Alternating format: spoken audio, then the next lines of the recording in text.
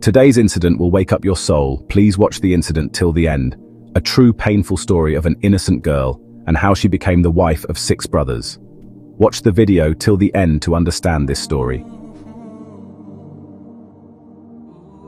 There was a boy who was very noble and poor. He lived alone in his house and used to earn his living by driving a rickshaw. One day that noble boy started his rickshaw in search of a passenger. Suddenly, a beautiful girl wearing a sari came in front of him. This boy stopped his rickshaw on seeing the girl, thinking that maybe this girl has to go somewhere. The girl sat on his rickshaw without saying anything and asked him to go. That girl was very beautiful. That noble boy kept looking at her in the mirror. This girl had a tilak on her forehead, which clearly showed that she belonged to the Hindu religion. The boy asked without stopping the rickshaw, "Madam, where do you want to go?" The girl said to go ahead. The boy thought that maybe this girl has not come to this city. That is why she does not recognize the place. When she sees the place, she will recognize herself. Thinking this, the boy kept driving the rickshaw. He also passed Ladi Ada while driving the rickshaw, and the main road also ended. The boy asked again, "Madam, you did not tell me where you want to get down." The girl said in nervousness, "Hey Sahab, drop me in some Muslim colony." The boy said, "Wife, all the people here are Muslims. You tell me where you want to go."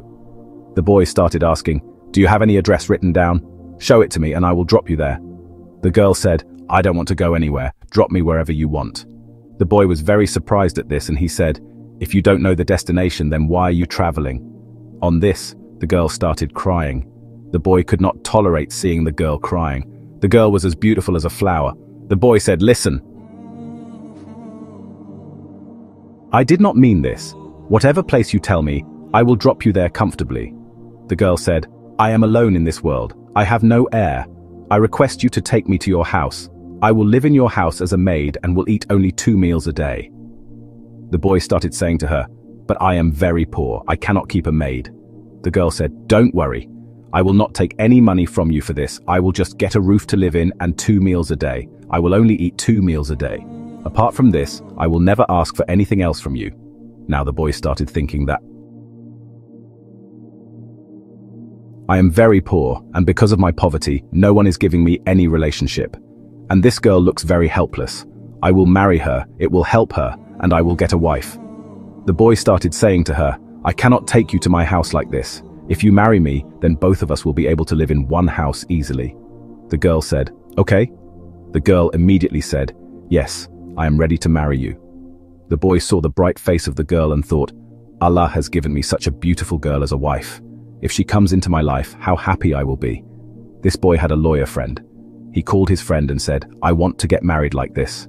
His friend said, "You should first investigate well. Do it, and then marry her." The rickshaw puller said, "I have fallen in love with this girl, and she has no one else. She cannot go anywhere, so I should marry her." When the boy looked at the girl, she was wearing a sari, and her head was not covered. This did not seem appropriate to the boy. He thought that he would not take her bareheaded in front of his friend. This is not a good thing. The boy went to the market and bought a big sheet for her. He put it on the girl and said that she should cover her head with it. The girl looked at him with loving eyes and put the sheet on her head. The boy took the girl to the court and called some of his friends there. The Qazi was also called there. Then the girl was married to the boy. At the time of marriage, the boy came to know that the girl had just accepted Islam. The girl did not know anything about namaz and roza, because she had been a Muslim for 2 or 3 days. The boy was very surprised to know that Goithong seemed to be a non-Muslim. Now both of them were married.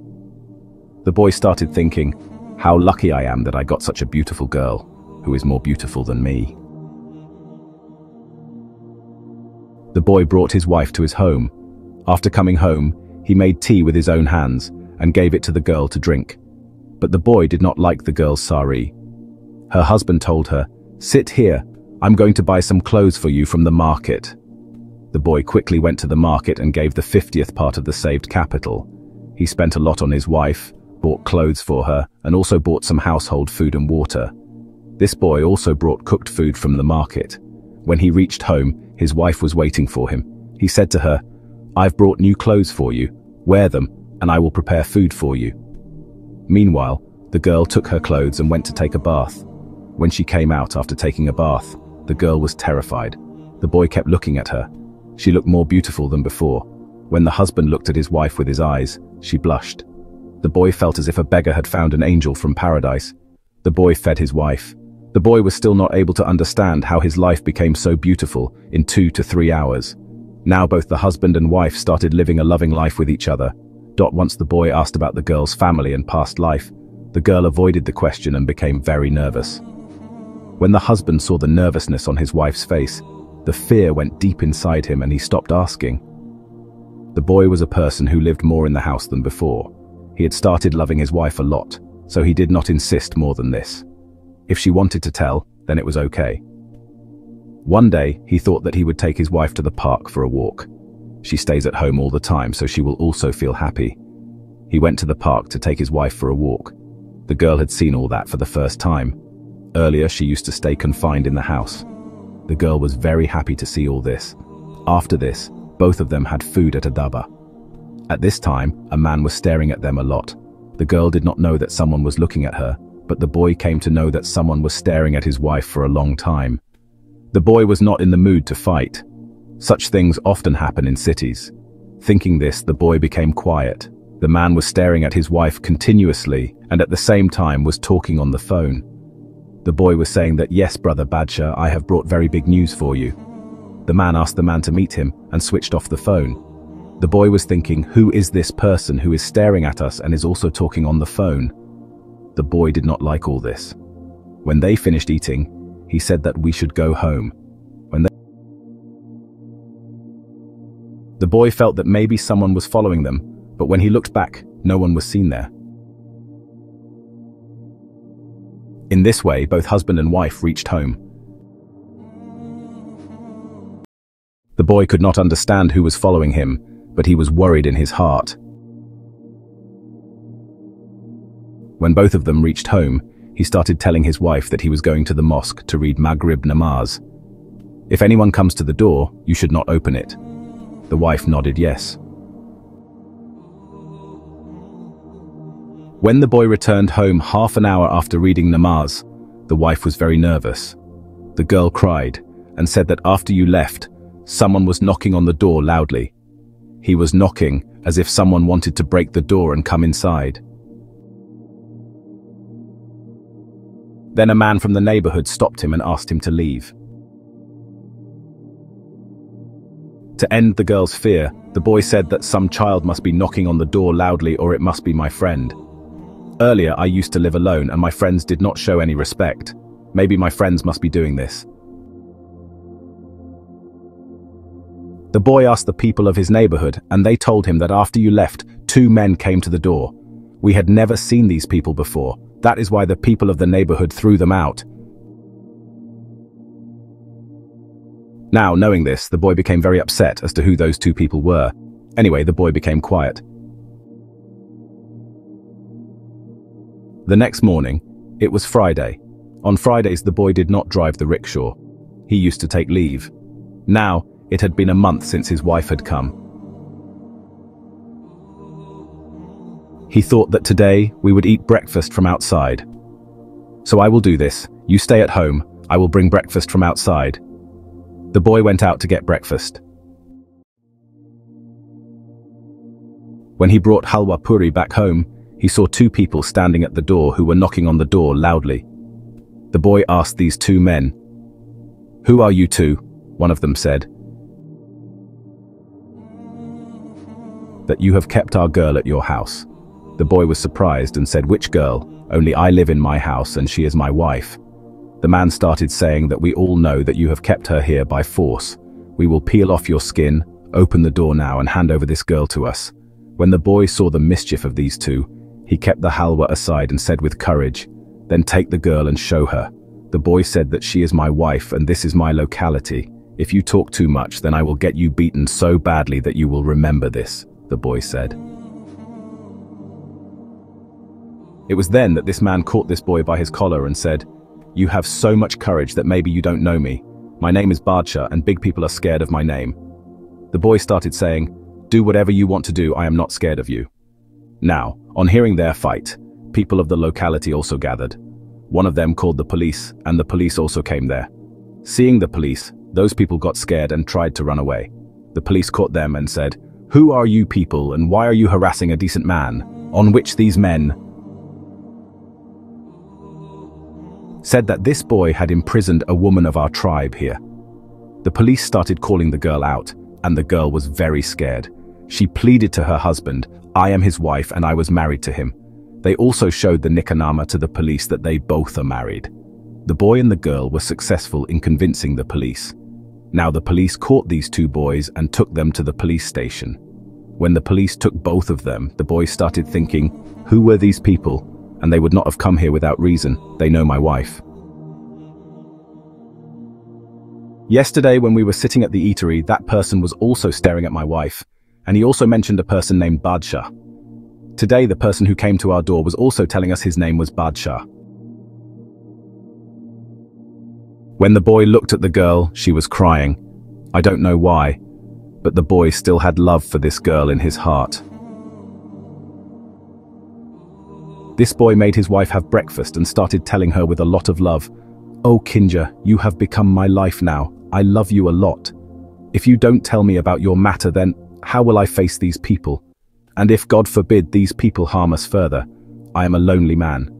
What will I do now? If you tell me who were these people, do you know these people? If you know, then what relation do these people have with you?" The girl is now forced to tell. The girl said that these two were her husbands, and not only these two, but they have 4 more brothers too. These are 6 brothers. All 6 of them are her husbands. The boy was shocked to hear this and said, "How is it possible to have 6 husbands? How can a woman have 6 husbands at the same time?" On this, his wife told him, "I belong to the Hindu religion. My parents were Hindus, and the people who came to our door were 6 brothers. They have a very big name in their clan, and their customs are also different. When they bring the bride after marrying her, they shower her with gold and silver. A person does not have the means to bring a bride with gold and silver. So these people collect gold and silver together and bring this girl after marrying her. I too was married 6 months ago. These people gave gold and silver to my parents. With gold and silver, I was showered. My parents had married me to only one person whose name was Badshah. So I also came and went to Badshah's house. This Badshah had 5 more brothers. The girl started telling me that when my husband married me and brought me home, my husband and his 5 brothers, that is, these 6 men lived alone in his house. When I did not see any girl there, I got scared. I was well aware of the customs of my area, so it was my duty to serve my brother-in-law and elder brother-in-law too. But I don't know why I did not like all this. Their flirtatious talks were very unpleasant to me. The girl started telling me that I started living with these people, even though I did not want to. The whole day I used to cook rotis for them. No one would even drink water on his own. The whole day I used to get tired because of work, and then I would spend a painful night. That night was no less than a torture. I used to feel as if I was a sheep or a goat which my parents had raised. They sold me to a butcher, and the most painful thing was that my brother-in-law would call me Barbie during the day, and at night he would become my husband in front of my husband. I asked my neighbor to help me and tell me how my brothers-in-law spent their nights with me.